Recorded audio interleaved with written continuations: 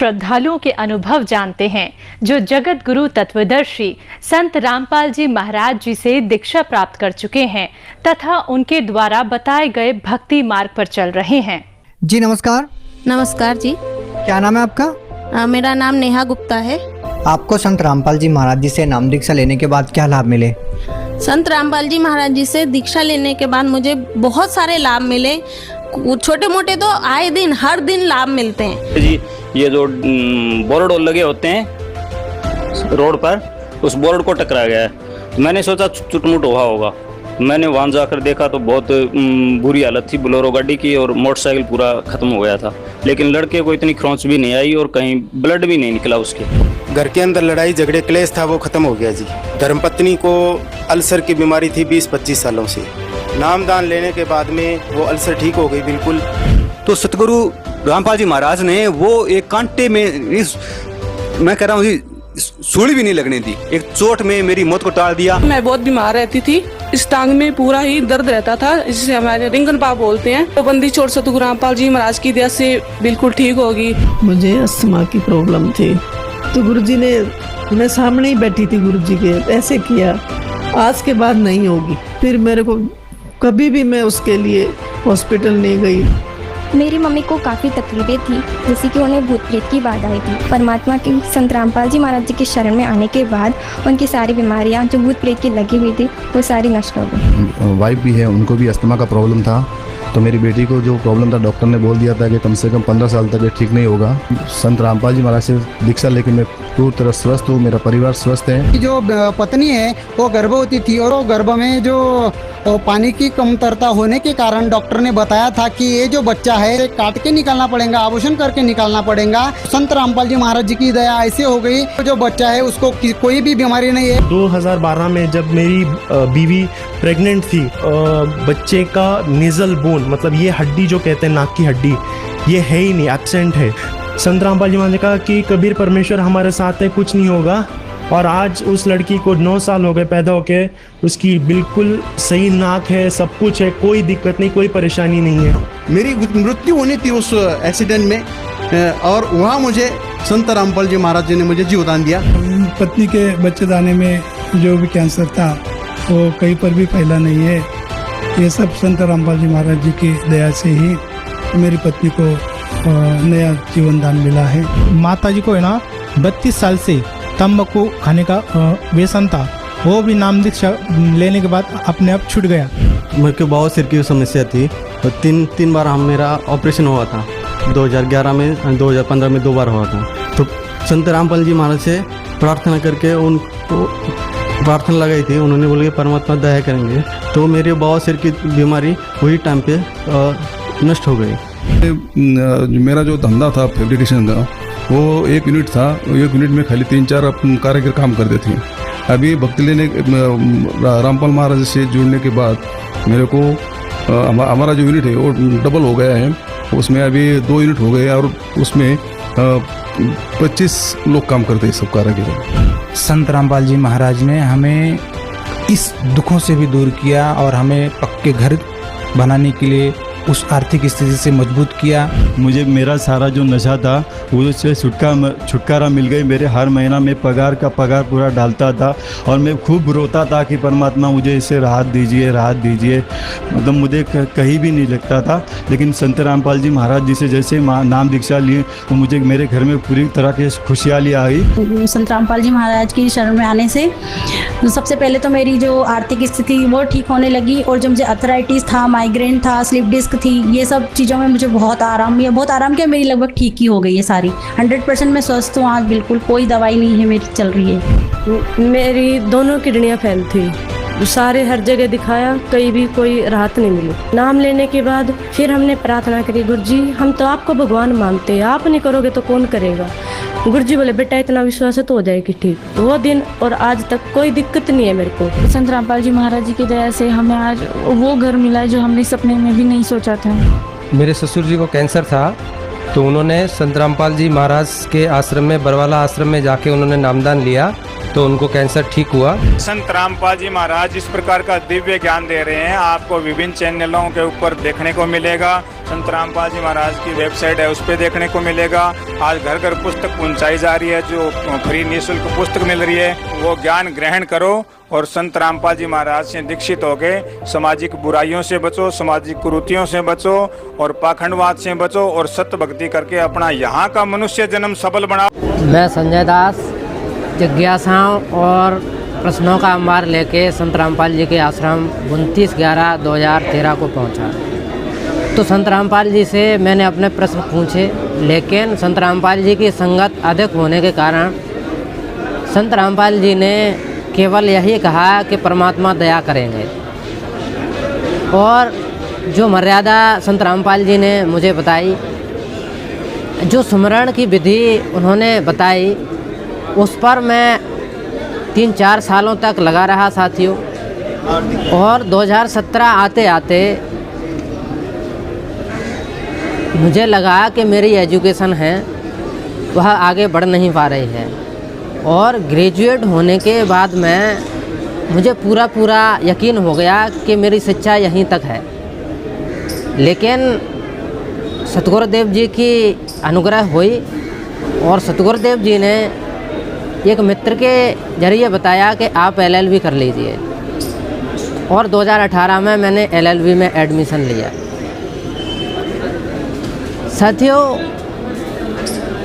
1 जनवरी 2020 को जब मैं अपने कमरे में था, अचानक से आवाज़ आती है कि आप अपने विचारों को फैलाएं। लेकिन मैं इसको इग्नोर करता रहा। लगभग 1 साल हो गया और उसके बाद में फिर 1 जनवरी 2021 को आवाज़ आती है कि आप अपने विचारों को फैलाएं। तो इस प्रकार मुझे मजबूर होकर के अपने विचारों को फैलाने के उद्देश्य से मुझे किताब लिखनी पड़ती है, जो कि मैंने जनवरी 2021 के बाद में किताब लिखी, जो कि सुयोग्यता ये एक नवयुग की शुरुआत के नाम से है। तो इस प्रकार जो भक्तों के अनुभव हैं उनसे पता चलता है साथियों कि सतगुरु जो होते हैं वह दुख मुक्ति और ज्ञान प्राप्ति तक हमें पहुंचाते हैं। साथियों, हमने गूगल पर जाकर के hindi2dictionary.com खोल लिया है और इसमें हम मुनिंद्र का अर्थ देख रहे हैं। तो यहाँ पर साथियों, मुनिंद्र एक संज्ञा है जो कि पुल्लिंग है। इसके 2 अर्थ बता रहा है यह। एक तो होता है मुनि श्रेष्ठ, यानी कि बहुत बड़ा मुनि, और दूसरा होता है बुद्ध देव। साथियों, यह है संस्कार नाम की एक छोटी सी पुस्तक जिसके संकलन करता हैं यशपाल सिंह कोठारी। इसके हम दूसरे पृष्ठ पर चलेंगे साथियों, यह पाली एवं हिंदी वाणी में है और इसके संकलनकर्ता यशपाल सिंह कोठारी हैं, जो कि MA B.Ed LLB हैं, जो कि एक प्रधानाचार्य भी रहे हैं, जो कि अब सेवानिवृत्त हैं। और साथियों, यह जो पुस्तक है 2019 से निकलती है और 2019 में 3000 प्रतियाँ इन्होंने छपवाई, 2020 में 4000 प्रतियाँ, 2021 में 4000 प्रतियाँ। जब इतनी सारी प्रतियाँ छप रही हैं और लोगों तक पहुंच रही हैं, तो इससे पता चलता है कि पाठकों में इस पुस्तक की मांग भी भरपूर है। साथियों, अब हम आ गए हैं इसी पुस्तक के 27वें पृष्ठ पर और यह पाली भाषा में है। इसमें लिखा हुआ है जय मंगल अट्ठगाथा। तो साथियों, इसमें हम जो आपको बताना चाहते हैं वो ये है कि जो मुनिंद्र शब्द है वह बुद्ध के लिए ही प्रयोग होता है, अन्य कहीं भी ऐसा प्रमाण नहीं है, साहित्यिक साक्ष्य नहीं है कि किसी और के लिए मुनिंद्र शब्द का प्रयोग किया जा सके। और साथियों, जहाँ तक गवाहों की बात है, तो किसी भी मामले को प्रभावित करने के लिए 2 गवाह, 2 साक्षी ही काफ़ी होते हैं। और यशपाल सिंह कोठारी एक संकलन करता है। तो ये जो मुनिंद्र शब्द है वह बुद्ध के लिए ही प्रयोग किया जाता है और बौद्ध साहित्य का शब्द है मुनिंद्र। मुनिंद्र जो शब्द है यह पाली भाषा से निकल के आया है, जो कि मुनिंदो नाम से है, जिसको हम हिंदी में मुनिंद्र कहते हैं। यह संस्कृत भाषा का शब्द नहीं है, यह पाली भाषा का शब्द है। और यदि किसी को ऐसा लगता है कि हम झूठ बोल रहे हैं या ये इन ग्रंथों में गलत लिखा हुआ है, तो उनसे निवेदन है कि वह कृपया संस्कृत के साहित्य में वेद, गीता आदि में वह इस शब्द का प्रमाण दिखाएं। यानी कि ज्ञान देने की सामर्थ्य जिसमें है, समदर्शी है, ऐसा व्यक्ति आएगा और सब पंथों को मेट करके एक ही पंथ चलाएगा। जब तक इन सभी गुरुओं का काम क्या है, जो पिछड़े हुए लोग हैं, कोरी चमार हैं, जो उत्पीड़न का शिकार हैं, उपेक्षित हैं, वंचित हैं, उनको मानव ही नहीं समझा जाता, ऐसे लोगों को समझाने बुझाने का काम कबीर साहब ने इन संतों के लिए दिया है।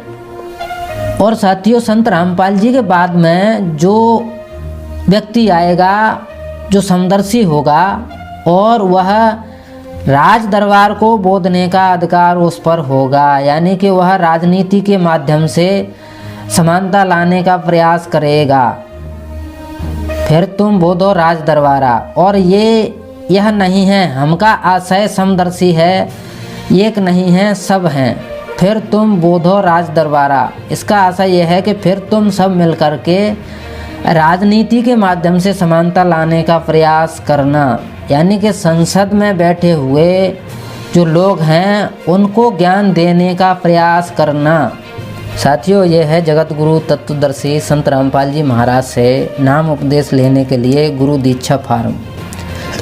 तो इसमें लिखा हुआ है साथियों, यह मेरा नाम है, भक्त संजय राजे, पुत्र श्री रामचरण, आयु 22 वर्ष, पता गांव महेवा का पुरा, पोस्ट बधरेटा, तहसील केलारस, जिला मुरैना, मध्य प्रदेश। और साथियों, यह मेरा नंबर है 96 17 34 30 77। और प्रथम मंत्र दीक्षा तिथि आपके सामने है 29 11 2013। और साथियों, ये जो सत्यनाम प्राप्ति की जो तिथि है वह 13 6 2014 है। साथियों, ये है सुयोग्यता एक नवयुग की शुरुआत, जो कि एक पुस्तक है और इसको मैंने स्वयं लिखा है। इसके दूसरे पृष्ठ पर चलते हैं साथियों। ये दूसरा पृष्ठ है, इस पर लिखा हुआ है, सीख सिखावन हार की, सीख लेत है हाल, सोई शिक्षित सोई शिष्य, सोई करत सवाल। इसका आशय ये है साथियों कि जो सिखावन हार है, अर्थात जो गुरु है, उसकी शिक्षाओं को जो ग्रहण कर ले, गुरुओं की शिक्षाओं को ग्रहण करने में देरी न करे, जल्दी सीख ले और उनको जीवन में धारण कर ले, ऐसा व्यक्ति ही शिक्षित है और ऐसा व्यक्ति ही असली शिष्य है। और साथियों, ऐसा व्यक्ति जो असली शिष्य है, शिक्षित है, जो गुरुओं की शिक्षाओं को जल्दी ग्रहण करता है, वह केवल ये नहीं कि वह शिक्षाओं को ग्रहण ही करता है साथियों, वह सुधार की भावना से सवाल भी करता है और यह चाहता है कि कुछ त्रुटियां अगर हो गई हैं तो उनमें सुधार अवश्य हो। साथियों, ये जो किताब है सुयोग्यता एक नवयुग की शुरुआत, ठीक है, इसके जो लेखक हैं संजय जाटव दास, विलेज महेवा का पुरा, पोस्ट बदनेटा, तहसील केलारस।